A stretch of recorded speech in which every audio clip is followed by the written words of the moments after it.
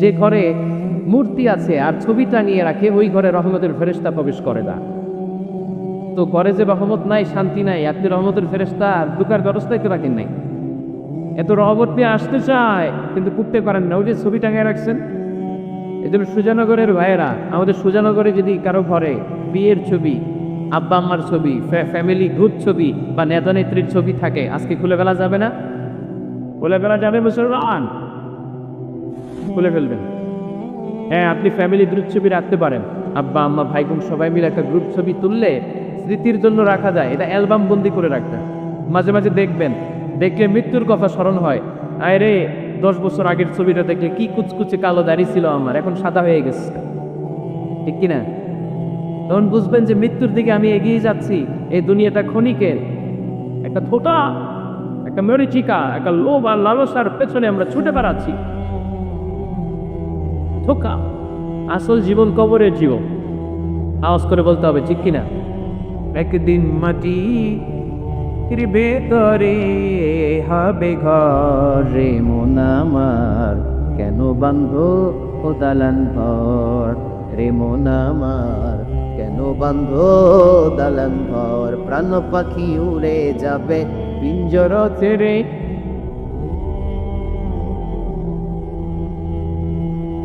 ধরা ধামে সবই রবে তুমি যাবে চলে।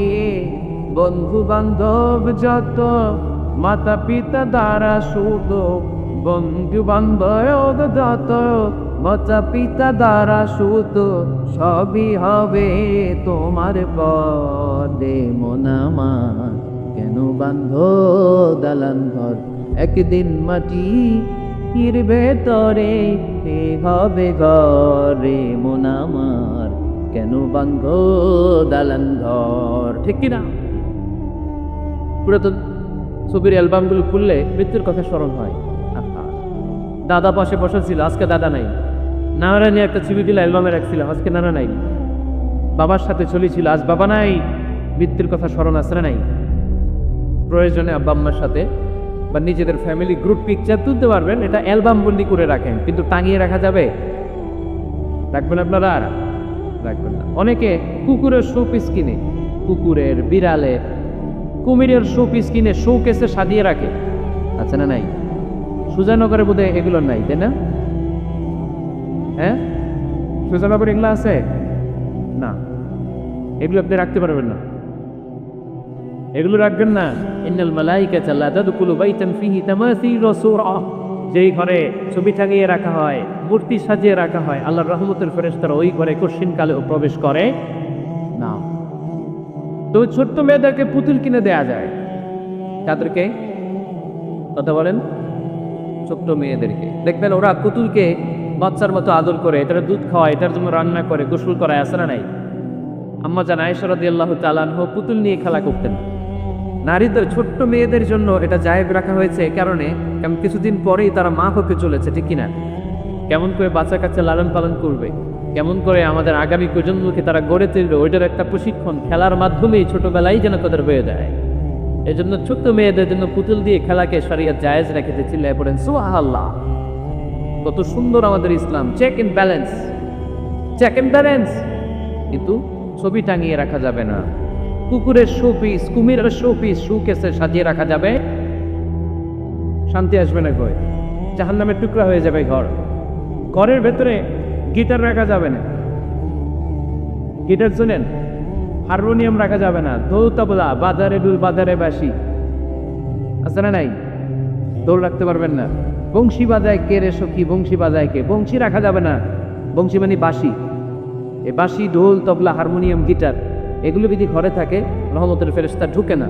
আল্লাহ হাবিব সাল্লাল্লাহু আলাইহি ওয়াসাল্লাম বলেছেন, বুইস্তু লিউকাসসিরাল মাযামি, বাদ্য, হারমোনিয়াম, তবলা এগুলোকে ভেঙে মাটির সাথে চুরিয়ে দেওয়ার জন্য আমি বিশ্বনবী আগমন করেছি। চিল্লায় বলেন ঠিক কিনা? এজন্য আল্লাহর হাবিব বললেন, ইন্নাল মালাইকাতা লা তাদখুলু বাইতান ফীহি তামাসিল ওয়া সূরা। মুসনাদে আহমদ ইবনে হাম্বলের হাদিস। আল্লাহর রহমতের ফেরেশতারা ওই সমস্ত ঘরে কশিনকালেও প্রবেশ করে না যেই ঘরে ছবি টাঙানো আছে আর আছে মূর্তি।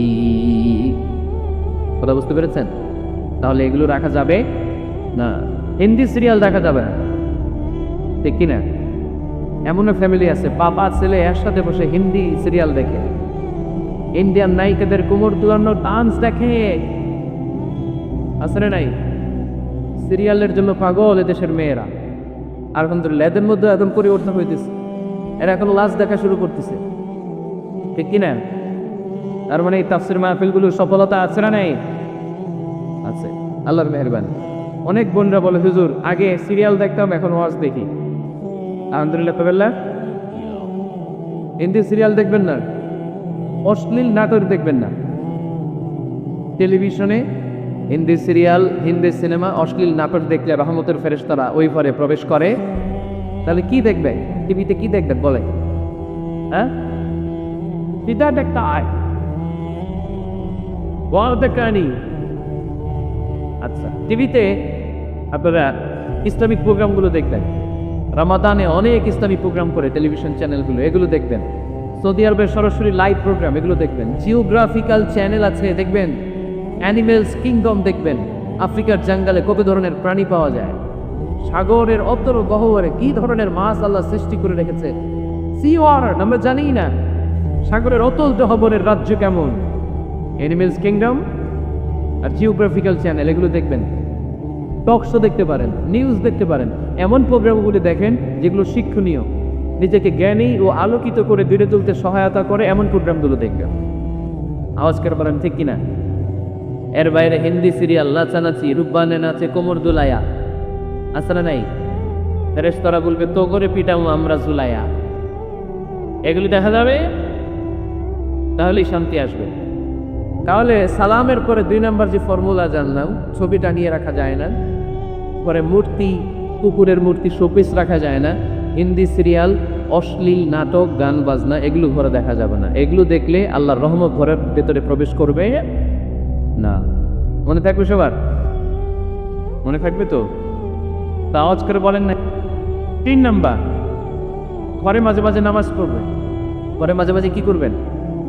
সহিহ মুসলিমের হাদিস, আল্লাহ রাসূল সাল্লাল্লাহু আলাইহি ওয়াসাল্লাম বলেছেন, তোমরা মসজিদে ফরজ নামাজের পরে ঘরের বলে কিছু সুন্নাহ আর নফল নামাজ রেখে দিও। কারণ যারা সুন্নাহ আর নফল নামাজ ঘরে পড়ে, আল্লাহ তাআলা তাদের ঘরটাকে বরকত দিয়ে পূর্ণ করে দেয়। বৃষ্টি যদি হয়, কখনো বৃষ্টি, বাইরে পর্যন্ত বৃষ্টি, আপনি জামাত ধরার জন্য মসজিদে যেতে পারতেছেন না, তখন ঘরে সবাইরে নিয়ে আপনি জামাতের ইমাম হবে। দরকার আছে না নাই? আপনি ইমাম, আপনার ছেলেরা পেছনে, মেয়েরা পেছনে।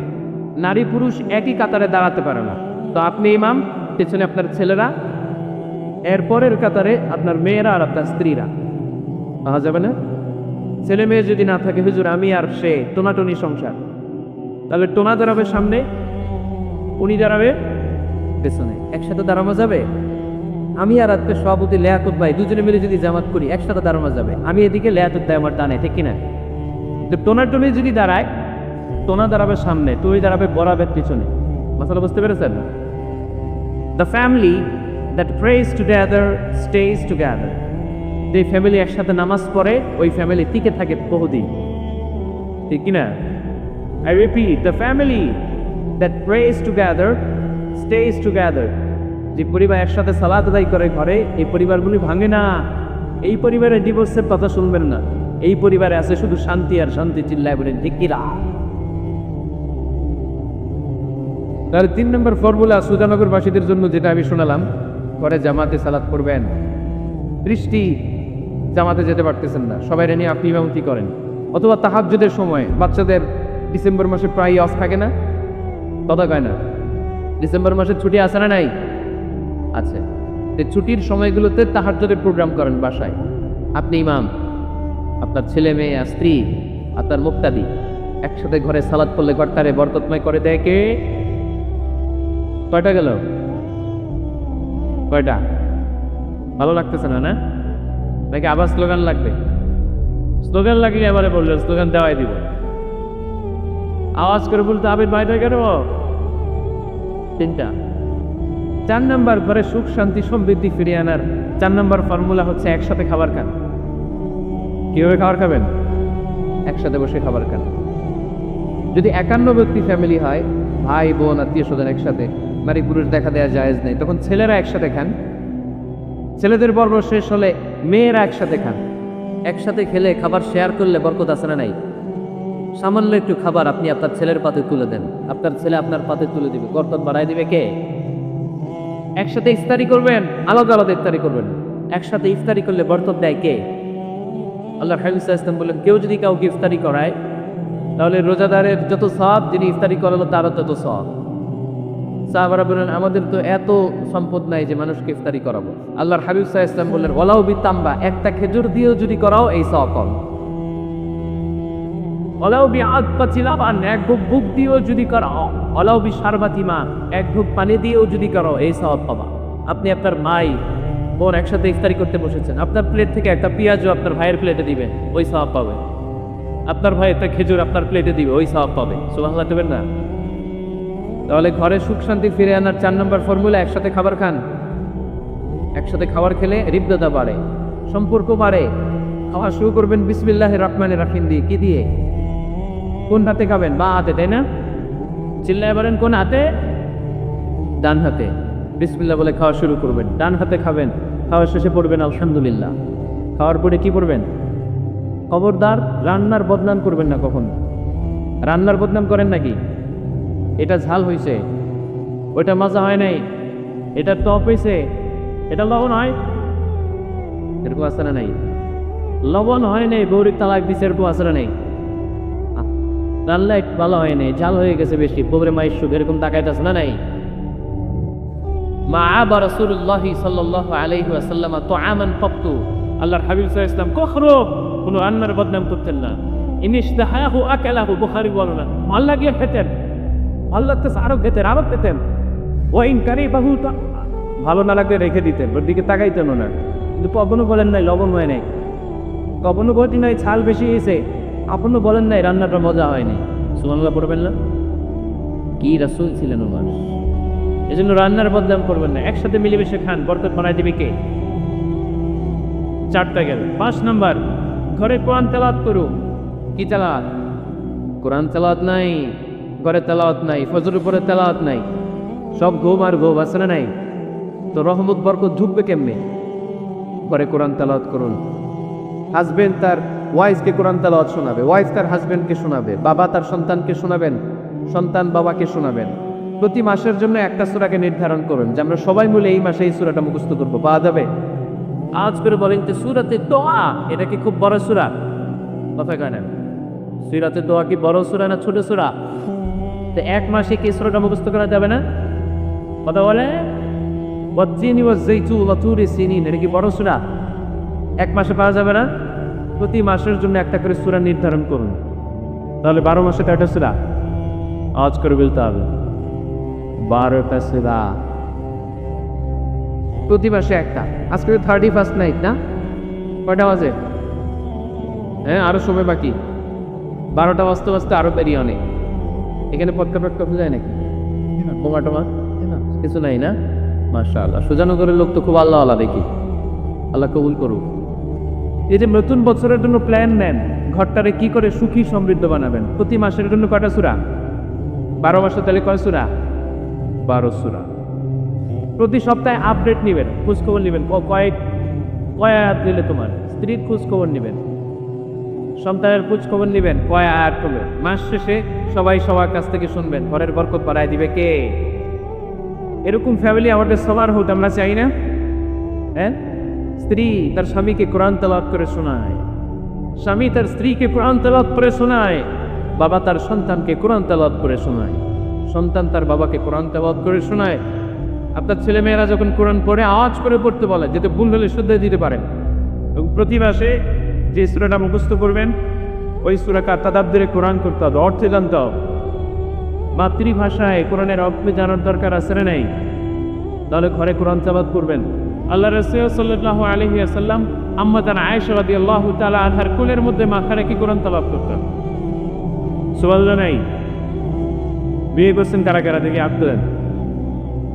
বিবাহিতদেরকে সুজানগরে কি বলেন আপনার আঞ্চলিক ভাষায়? বিবাহিত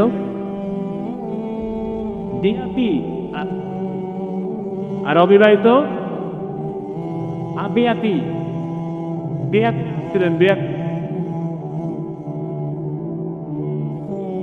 আবিয়াতি বেশি আজকে।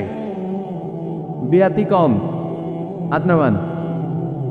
স্ত্রীর কোলে মাথা রেখে কোরআন তেলাওয়াত করবেন, পারবেন না? কষ্ট হবে? স্ত্রীর কোলে মাথা রেখে কোরআন তেলাওয়াত করবেন, এটা সুন্নাহ। আল্লাহ রাসূল সাল্লাল্লাহু আলাইহি ওয়াসাল্লাম আম্মা জান আয়েশা রাদিয়াল্লাহু তাআলা আনহার কোলে মাথা রেখে কোরআন তেলাওয়াত করতেন। আম্মা জান আয়েশা রাদিয়াল্লাহু তাআলা আনহা বলেন, কানা রাসূলুল্লাহ সাল্লাল্লাহু আলাইহি ওয়াসাল্লাম ইয়াকরা'u কোরআন ওয়া রা'সুহু ফি হাজরি ওয়া আনা হায়েদ। আমার মাসিক চলা অবস্থায়, মেনস্ট্রুয়েশনাল পিরিয়ড চলা অবস্থায় আমার কোলে মাথা রেখে বিশ্বনবী কোরআন তেলাওয়াত করেছেন, আর আমি শুনেছি। চিল্লায় পড়ে সুবহান। ঘরে শান্তি নাই, কারণ কোরআন তেলাওয়াত নাই তো। কোরআনের তেলাওয়াতও নাই, শান্তিও নাই। আল্লাহ হাবিব সাল্লাল্লাহু আলাইহি ওয়াসাল্লাম বলেছেন, সহিহ মুসলিমের হাদিস, লা তাজআলু বিয়ুতাকুম মাকাদারা, তোমরা তোমাদের ঘরটারে গোরস্থান বানিয়ে রেখো না। ফা ইন্না শাইতানা ইয়ানফিউ মিনাল বাইতিল্লাযী তুকরাউ ফীহি সূরাতুল, কারণ শয়তান ওই ঘর থেকে দৌড়ে পালায় যেই ঘরে সূরাতুল বাকারা তেলাওয়াত করা হয়। সুবহানাল্লাহ পড়ে। এই জন্য ঘর উদ্বোধন সূরা পড়তে হয়, সূরা বাকারা। চিল্লায় পড়েন কোন সূরা? আজকে পড়েন কোন সূরা? নতুন ঘর করছেন, নতুন দোকান করছেন, নতুন ফ্ল্যাট কিনেছেন, কোন সূরা পড়বেন? সূরাতুল বাকারা। শয়তান ওই ঘরে কাকে না। সহিহ মুসলিমের আরেকটা হাদিসে আল্লাহ রাসূল সাল্লাল্লাহু আলাইহি ওয়াসাল্লাম বলেছেন, ইকরাউ সূরাতুল বাকারা, তোমরা সূরা বাকারা তেলাওয়াত করো। ফা ইন্না আকদাহা বারাকা, যে সূরা বাকারা পড়ে আল্লাহ তাআলা ওই ঘরটায় বরকত দেয়। ওয়া তারকাহা হাসা, আর যে সূরা বাকারা পড়ে না সে খালি আফসোস করে। ওয়ালা ইস্তাতিউ বাল বাতালা, কোন জিন, কোন পেতনি, কোন ব্লাড ম্যাজিক, কোন জাদুর জুনাবান ওই ঘরের কোন সদস্যকে কোনো ক্ষতি করতে পারে না। আবার সূরা বাকারায় একটা আয়াত আছে, কোরআনের সর্বশ্রেষ্ঠ আয়াত। বলেন তো আয়াতটার নাম কি? আওয়াজ করে বলেন, কোন আয়াত? আল্লাহর হাবিব সাল্লাল্লাহু আলাইহি ওয়াসাল্লাম বললেন, মান কারা আয়াতাল কুরসি তুরাতুল লিসালাতিল মাকতুবা, প্রত্যেক ফরজ সালাতের পরে যে ব্যক্তি আয়াতুল কুরসি পড়বে তার জান্নাতে যাওয়ার ব্যাপারে আর কোনো বাধা থাকবে না। একটা মাত্র বাধা ছাড়া, সেটা হচ্ছে মরণ। লোকটা মরে না তাই জান্নাতে যায় না, মরলেই জান্নাতি। আওয়াজ করে পড়েন আল্লাহু আকবার। তাহলে সংসারে শান্তি আনার 5 নম্বর পদ্ধতি হচ্ছে ঘরে কোরআন তেলাওয়াত করতে হবে। তাহলে ঘরে সুখ শান্তি আর সমৃদ্ধি আনার 5 নম্বর ফর্মুলা হচ্ছে ঘরে কোরআনের তেলাওয়াত লাগবে। এখন কোরআনের তেলাওয়াত নাই, কোরআন আমরা শিখাতে চাই না, আছে না নাই? আমরা এখন ধর্মপ্রাণ হয়েছি কোরআন ছাড়া। কি ছাড়া? ধর্মপ্রাণ, ধর্মপ্রাণ, আমরা বড়ই ধর্মপ্রাণ। নামাজ রোজার কিছু নাই, ভুলেও ধরি না কোরআন। ধর্মপ্রাণ। রোজ সকালে শুনতাম আগে আল কোরআনের বাণী রে, আল কোরআনের বাণী। এখন শুনি সারে গামার দীপ্ত ফ্যান ফ্যানানি। রোজ সকালে শুনতাম আগে আল কোরআনের বাণী রে, আল কোরআনের বাণী। এখন শুনি সারে গামার দীপ্ত ফ্যান ফ্যানানি। ধর্মপ্রাণ মুসলমান আজকাল হয়েছে মডার্ন। ধর্মপ্রাণ, ধর্মপ্রাণ, আমরা বড়ই ধর্মপ্রাণ। নামাজ রোজার কিছু নাই, ভুলেও ধরি না কোরআন। ধর্মপ্রাণ। ঠিক, প্রতিদিন কোরআন শিখায় যে তার পকেট যায় পাকা রে, তার পকেট যায় পাকা।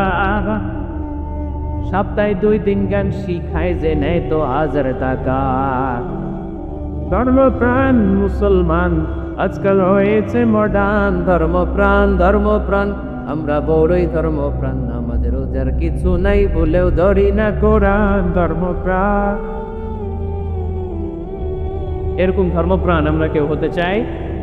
প্রতিদিন ফজরের পরে আমার ঘর ফিরে কোরআন তেলাওয়াত করতে আমরা চাই কি চাই না?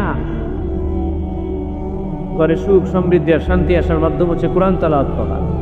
ঘরে কোরআন তেলাওয়াত বাড়াই দেন, ঘরে শান্তি বাড়াই দিবে কে? কয়টা গেল?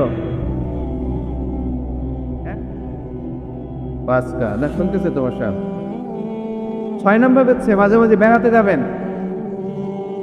বাবিরি নিয়ে বেড়াতে যাবে, করা যাবে?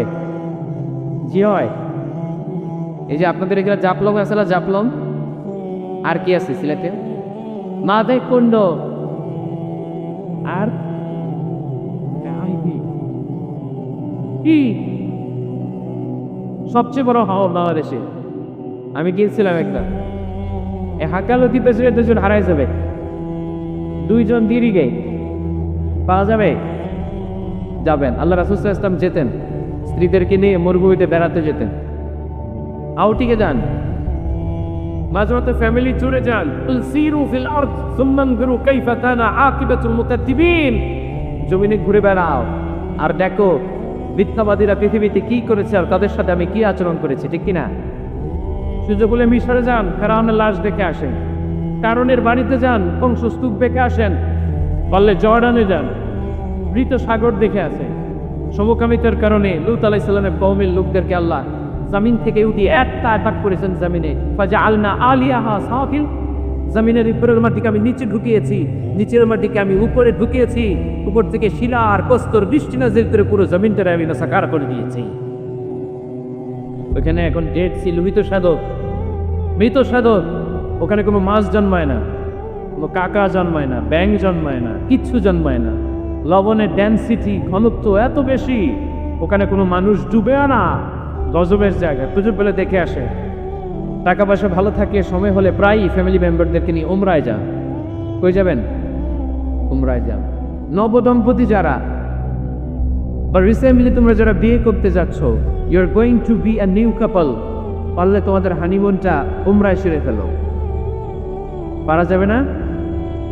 স্বামী স্ত্রী দুইজনে মিলে মক্কায় চলে যাও, আল্লাহর ইবাদত, আল্লাহর ঘরে সিজদা দিয়ে নতুন জীবনটাকে নতুন ভাবে শুরু করো। বরকত দিবে কে? তাহলে ঘরে এবার ফ্যামিলিতে সুখ সমৃদ্ধি নিয়ে আসার 6 নম্বর মাধ্যম হচ্ছে আউটিংয়ে যাওয়া, মাঝে মাঝে বেড়াতে যাওয়া। আল্লাহ রাসূল সাল্লাল্লাহু আলাইহি ওয়াসাল্লাম বেড়াতে যেতেন, সফরে স্ত্রীদেরকে নিয়ে যেতেন। সহিহ বুখারীর বর্ণনা, কালা রাসূলুল্লাহ সাল্লাল্লাহু আলাইহি ওয়াসাল্লাম ইযা আরাদা সাফারান আকরা বাইনা আজওয়াজি। আল্লাহ রাসূল সফর করলে কোন স্ত্রীকে নিয়ে যাবেন তিনি স্ত্রীদের নাম লিখে লটারি করতেন। সুবহানাল্লাহ নাই? কি করতেন? ওরা আরবিতে বলে কোরআ, বাংলায় বলে লটারি। এই লটারি জায়েজ, এই লটারি জায়েজ আছে। স্ত্রীদের নাম লিখে ওরা করতেন লটারি। যার নাম আসতো তাকে নিয়ে আল্লাহর হাবিব সাল্লাল্লাহু আলাইহি ওয়াসাল্লাম সফরে বেরিয়ে যেতেন। সফরে স্ত্রীদের সাথে দৌড়াদৌড়ি করতেন। সুবহানাল্লাহ ধরবেন না? আম্মা জান আয়েশা রাদিয়াল্লাহু তাআলা আনহাকে আল্লাহর হাবিব সাল্লাল্লাহু আলাইহি ওয়াসাল্লাম এত ভালোবাসতেন, আল্লাহর হাবিব সাল্লাল্লাহু আলাইহি ওয়াসাল্লাম বলতেন, আয়েশা চলো দৌড়াদৌড়ি করি। ওই যে দেখা যায় খেজুর গাছ, চলো কে কার আগে যেতে পারে। দুইজন দৌড়ালেন। বিয়ের প্রথম দিকে আম্মা জান আয়েশা রাদিয়াল্লাহু তাআলা আনহা ফার্স্ট হয়ে গেলেন, কারণ তখন তিনি চিকন ছিলেন, এত মোটা ছিলেন না। আবার অনেক বছর পরে আরেক সফরে যখন আম্মা জান আয়েশা সফরে লটারিতে নাম আসলো, ওই সফরে আবার আল্লাহর হাবিব সাল্লাল্লাহু আলাইহি ওয়াসাল্লাম বললেন, আয়েশা চলো আজকে দৌড়াদৌড়ি করি। দুইজন দৌড় দিলেন। এবার আম্মা জান আয়েশা রাদিয়াল্লাহু তাআলা আনহা জিততে পারলেন না, যেহেতু মোটা হয়ে গেছেন। আল্লাহ রাসূল সাল্লাল্লাহু আলাইহি ওয়াসাল্লাম গাছ ধরে ফার্স্ট হয়ে গেলেন। সুবহানাল্লাহ বলেন। আম্মা জান আয়েশা এবার রাগ করে বসে আছেন। আল্লাহর হাবিব সাল্লাল্লাহু আলাইহি ওয়াসাল্লাম বললেন, হাদিহি সাফকাতু বিতিল। ওই যে কয়েক বছর আগে আয়েশা একদিন রাতে তুমি আমার হারাই দিছিলা, আজকে তোমারে হারাই ওটার প্রতিশোধ তুলে নিলাম। সুবহানাল্লাহ বলতে পারলেন না? কি ভালোবাসাবাসী ছিল, কি খুনসুটি ছিল, কি আদের সোহাগের সমৃদ্ধ সুখী শান্তির একটা সংসার ছিল বিশ্বনবী সাল্লাল্লাহু আলাইহি ওয়াসাল্লামের। তিনি স্ত্রীদের সাথে খোশ গল্প করতেন, বিনোদন করতেন, হাসি ঠাট্টা করতেন। তবে এই বিনোদন ছিল সুস্থ বিনোদন, এই রসিকতা ছিল সুস্থ রসিকতা, ঠিক কিনা? আমরা এটা করতে চাই না। অনেকের চেহারা, আমাদের চেহারার মধ্যে কোনো হাসি নাই, খালি রাগ আর রাগ, আছে না নাই? অনেকে দেখবেন 5 বছরে একবারও হাসে নাই। সুজানগরে আলহামদুলিল্লাহ এরকম নাই। সুজানগরে যে সবাই আসতেছে, সবার মুখে হাসি। হাসবেন, মুচকি হাসবেন, মুচকি হাসি দেওয়ার সুন্নাত। আর মুচকি হাসতে পয়সা লাগে না। পয়সা লাগে? তা হাসেন না কেন? মুচকি হাসেন, হাসি দেওয়ার সুন্নাত। তো তাহলে 6 নম্বর যে পদ্ধতি আমরা পেলাম ঘরে সুখ শান্তি আনার, মাঝে মাঝে ফ্যামিলি মেম্বারদেরকে নিয়ে আমরা হাকালুকি হাওড়ে হারিয়ে যাব, আমরা মাধবকুণ্ডে বেড়াতে যাব, আমরা জাফলংয়ে যাব, পারলে আমরা কক্সবাজার সমুদ্র সৈকতে যাব। যেমনটি আল্লাহর হাবিব সাল্লাল্লাহু আলাইহি ওয়াসাল্লাম স্ত্রীদেরকে নিয়ে বেড়াতে যেতেন। ইনশাআল্লাহ পড়েন, পারবেন তো? যাবেন তো সবাই? আচ্ছা। 7 নম্বর পদ্ধতি সংসারে সুখ শান্তি ফিরে আনার, ফ্যামিলির গুরুত্বপূর্ণ বিষয়ে সিদ্ধান্ত নিতে পরামর্শ করবেন। Family meeting. কি করবেন? কি মিটিং? ফ্যামিলি মিটিং করবেন, পরামর্শ। এক্ষেত্রে স্ত্রী, সন্তান, ভাই, বোন, আব্বা আম্মা সবার পরামর্শ নেবেন। অনেকে আছে কারো কথা শোনে না, মনে যা চায় তাই করে, আছে না নাই? পরে আফসোস করে, পরে হাই হাই করে। কারণ যারা পরামর্শ করে এরা কোনোদিন হাই হাই করা লাগে না, চিল্লায় করেন ঠিকই। এজন্য আল্লাহ বললেন ওয়াশাবিরহুম ফিল আমরি ফাইদা আযামতা ফাতাওয়াক্কাল আলাল্লাহ। গুরুত্বপূর্ণ বিষয়ে সিদ্ধান্ত নেবার আগে তোমরা পরামর্শ করে নাও। যখন তোমরা পরামর্শ করে সঠিক সিদ্ধান্তে উপনীত হয়ে যাবে তখন তাওয়াক্কুল করবা একজনের উপর, তিনি কে? সিদ্ধান্ত যখন নিয়ে ফেলবেন আল্লাহর উপর তাওয়াক্কুল করবেন। এই জন্য পরামর্শের কোনো বিকল্প নাই। পরামর্শ নেবেন, স্ত্রী ধরে পরামর্শ নেবেন। অনেকে বলে তাই মেয়ে মানুষ কি পরামর্শ নিই, আমি তো সব জানি, এরকম আছে না? নাই না, অনেক সময় নারীদের পরামর্শ কাজে লাগে। আমাদের বোনদের মাথায় ভালো ভালো বুদ্ধি আছে না? নাই, বুদ্ধি আছে। আপনারা কোথায় বিয়ার সন্ধির নাম শুনেছেন? কত হিজরিতে? 6ষ্ঠ হিজরিতে 1400 সাহাবা আল্লাহ রাসূল সাল্লাল্লাহু আলাইহি ওয়াসাল্লামকে নিয়ে উমরা করার জন্য গেল, কিন্তু কাফেররা মক্কায় ঢুকতে দিবে না।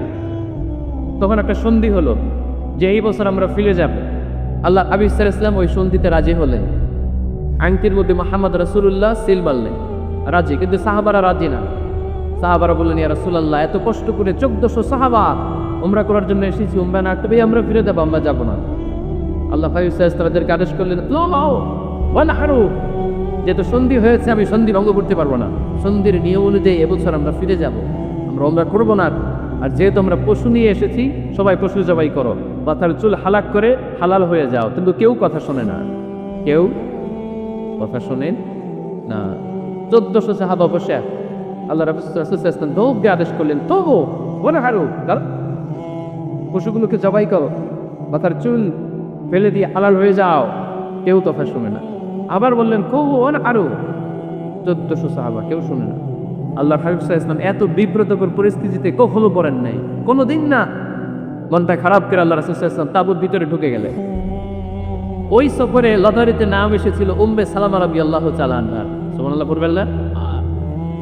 উম্মে সালামা রাদিয়াল্লাহু তাআলা আনহা আমাদের আম্মা জান, আল্লাহ রাসূল সাল্লাল্লাহু আলাইহি ওয়াসাল্লামের স্ত্রী। বিশ্বনবী সাল্লাল্লাহু আলাইহি ওয়াসাল্লামকে চিন্তিত আর বিমর্ষ দেখে জিজ্ঞেস করলেন, ইয়া রাসূলুল্লাহ, কি সমস্যা? আল্লাহ হাবিব সাল্লাল্লাহু আলাইহি ওয়াসাল্লাম পুরো ঘটনাটা খুলে বললেন। খুলে বলার পরে এবার উম্মে সালামা বললেন, ইয়া রাসূলুল্লাহ, আমার মাথায় এক বুদ্ধি আছে। আমার মাথায় কি আছে? এক বুদ্ধি আছে, আপনি চাইলে এটা আমল করতে পারেন। আল্লাহ হাবিব সাল্লাল্লাহু আলাইহি ওয়াসাল্লাম বললেন, কি বুদ্ধি আছে তোমার মাথায়, বলো। উম্মে সালামা রাদিয়াল্লাহু তাআলা আনহা বললেন, ইয়া রাসূলুল্লাহ সাল্লাল্লাহু আলাইহি ওয়াসাল্লাম, আপনি কারোর সাথে কথা বলবেন না, কাউকে আদেশ করবেন না, আপনি নিজে ঘর থেকে এখন বের হয়ে যাবেন, নিজেই আপনার পোপটাকে আপনি নহর করে ফেলবেন, মানে জবাই করে ফেলবেন। এরপর আপনার চুল যে সাহাবা সবসময় কেটে দেয় তাকে আদেশ করবেন আপনার চুল ফেলে দেওয়ার জন্য, বাকিটা কি হয় নিজেই দেখবেন। সুবহানাল্লাহ পড়বেন না? উম্মে সালামা রাদিয়াল্লাহু তাআলা আনহার পরামর্শ অনুযায়ী আল্লাহর হাবিব সাল্লাল্লাহু আলাইহি ওয়াসাল্লাম তাবু থেকে বের হলেন।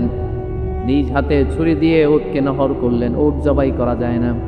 কুরবানির সময় ঈদুল আযহায় 10-12 জন মিলে গরুকে রশি দিয়ে বেঁধে মাটিতে শুইয়ে গলার মধ্যে আমরা যেভাবে জবাই করি, উটকে ওইভাবে জবাই করা যায় নাকি? আরব বিশ্বে আমাদের ভাইরা শিল্প, তারা জানে উট জবাই হয় না, উটকে করতে হয় নহর। আল্লাহর হাবিব সাল্লাল্লাহু আলাইহি ওয়াসাল্লাম নিজে ছুরি নিয়ে ওটার গলার মধ্যে এরকম খুঁতা আনলেন, ফিনকি দিয়ে ঝমঝর করে রক্ত বেরোতে শুরু করলো, নহর হয়ে গেল। সাহাবারা দৃশ্য দেখে অবাক। আল্লাহর হাবিব বললেন, আইনা হালিকি, আমার মাথার চুল হারাত করে দেয় ওই সাহাবী কই? আমার সেলুনম্যান কোথায়? আমার বারবার কোথায়? আল্লাহর হাবিবের কথা শুনে বিশ্বনবীর ওই সাহাবী এসে দাঁড়িয়ে গেল। আল্লাহর হাবিব বলল, আমার মাথার চুল তুমি ফেলে দাও। ওই সাহাবী বিশ্বনবীর মাথার চুল ফেলে দিল। এই দৃশ্য দেখে 1400 সাহাবী ধৈর্য ধারণ করতে পারলো না, দাঁড়িয়ে থাকতে পারলো না। এই দৃশ্য দেখা মাত্র 1400 সাহাবী সবাই দাঁড়িয়ে নিজেদের পশু জবাই করে সবাই নিজেদের মাথা হালাক করে হালাল হয়ে গেল। আওয়াজ করে পড়েন আল্লাহ পাতা। The problem solved. কার পরামর্শে? কার পরামর্শে? স্ত্রীর পরামর্শে। আল্লাহ হাবিব সাল্লাল্লাহু আলাইহি ওয়াসাল্লাম কারোর সাথে কথা না বলে বের হয়ে নহর করলেন, নিজের মাথার চুল ফেলে দিলেন। এই দৃশ্য যখন সাহাবারা দেখতো যে নবী এটা করেছে, আর বসে থাকা যায় না। 3 বার আদেশ করার পরে আমরা অনেক আবেগ দেখিয়েছি, আর আবেগ নয়, আমার নবী যাই করেছে আমরা তাই করবো। 1400 সাহাবা পশু জবাই করা শুরু করে দিল, মাথার চুল ফেলে দিয়ে হালাল হয়ে গেল। আওয়াজ করে বলেন সুবহানাল্লাহ। তার মানে মাঝে মাঝে নারীদের পরামর্শেরও দরকার আছে না? নাই। এই জন্য একে একে সিদ্ধান্ত নেবেন না, নারীদের কাছ থেকেও পরামর্শ নেবেন। আল্লাহ হাবিব সাল্লাল্লাহু আলাইহি ওয়াসাল্লাম নারীদের পরামর্শ গুরুত্ব দিয়েছেন। মাঝে মাঝে জুনিয়রদের পরামর্শ নিতে হয়, ছোট্ট বাচ্চাদের পরামর্শ নিতে হয়। ছোট্ট বাচ্চাদেরকে বোকা মনে করবেন না, ছোট্ট ছেলে মেয়েদেরকে বোকা ভাববেন না, ওদের মাথায় বুদ্ধি আছে। মাঝে মাঝে জুনিয়ররা সিনিয়রদেরকে হারায় দেয়, আছে না? নাই।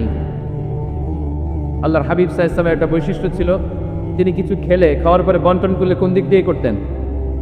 আওয়াজ করে বলেন না, ডান দিক থেকে।